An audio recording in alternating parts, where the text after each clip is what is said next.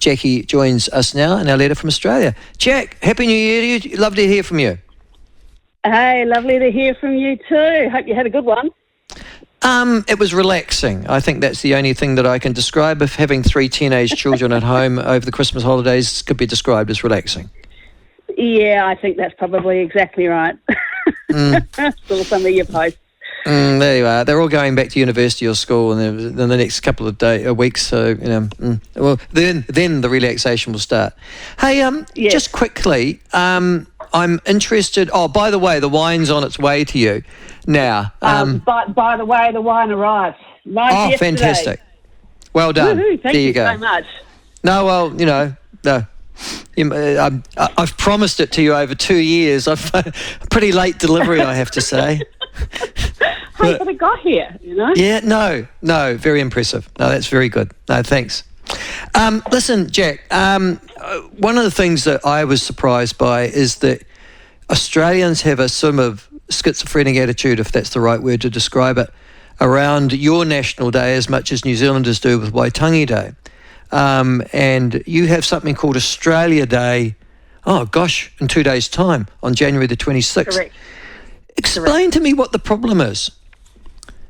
Okay, so, a couple of problems and a bit of information. So, Australia Day has only been celebrated nationally since 1994.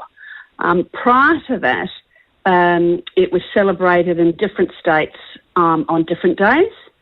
And in some states you got a public holiday attached to it, and other states you didn't. And if it fell on a weekend, you wouldn't get a holiday day in lieu.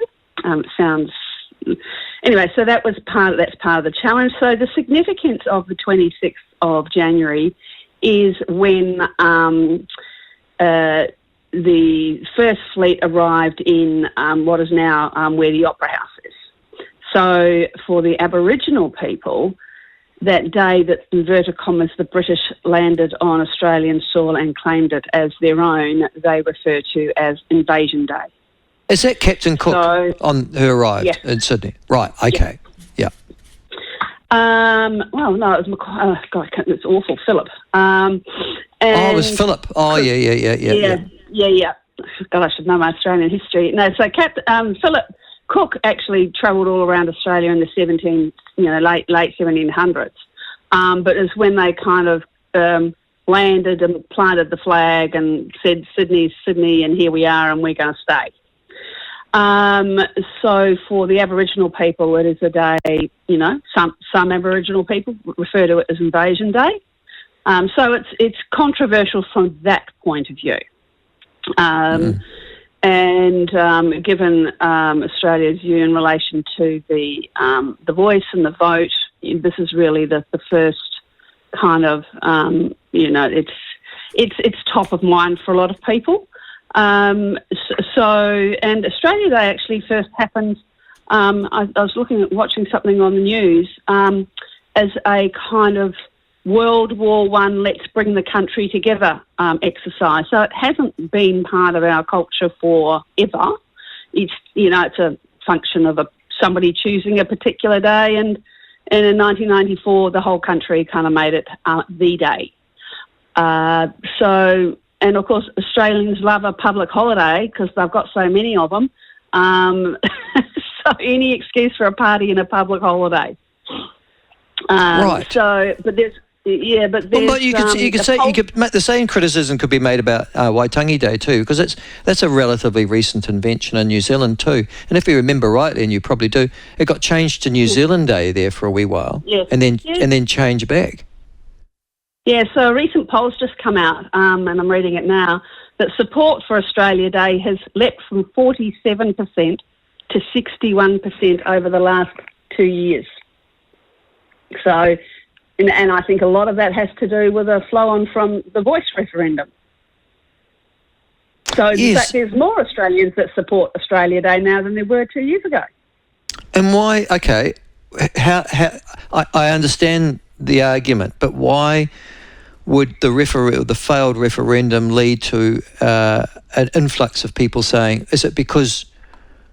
Yeah, I'm interested in that. Is it everybody who voted against The Voice, is now in favour of Australia Day. Is that the correlation? Well, look, I don't know for sure. I think that the referendum did kind of polarise people, more one way or the other, yes or no.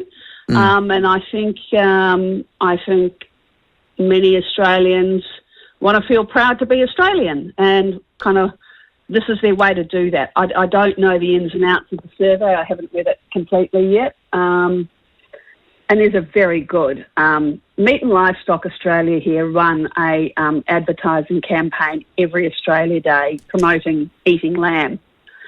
And their ads are fantastic, by the way. I mean, absolutely brilliant. So I think people want a celebration. They want to celebrate being Australian. They want to focus on what unites us, not what divides us. So I think there's probably a bit of that too. Stay focused on the positive, which is pretty hard here at the moment, given, various other things that are going on. So who knows? I'll look into it and come back to you and see what what they're saying here in the research. I have read the poll, and the thing that struck me was there's almost a direct correlation between the support for Australia Day and those who vote, and the Voice referendum, as you say. So 60% of Australia voted against the Voice, roughly 40%. And there you go, 61% there you support. Go, you've got correct. Interesting, huh? Listen, the second thing on that one, it's interesting, is that I think I read the breakdown and showed that there was more support amongst Liberal national voters for Australia Day. I think that was up to sort of 75% or something, although even a majority of Labor people barely supported it. That would suggest, though, that Conservatives seem to be more in favour of Australia Day than Liberals. Would that be fair? Oh, no, I don't think so. Okay. Interestingly, and this leads us into another discussion, really, is, we have a federal election here meant to be by mid-May. I've been predicting for a long time that Albo will go after the first Reserve Bank board meeting, which is middle of February. Dutton's come out quite strongly on a number of issues, and, he's now leading in the preferred Prime Minister polls. Who would have thought that? So I think that there are a lot of potential voters who like his clear, direct, strong statements on a number of things. And also a lot of coalition voters. I'm interested that they, they're doing that, because you've got other voters, which is 38%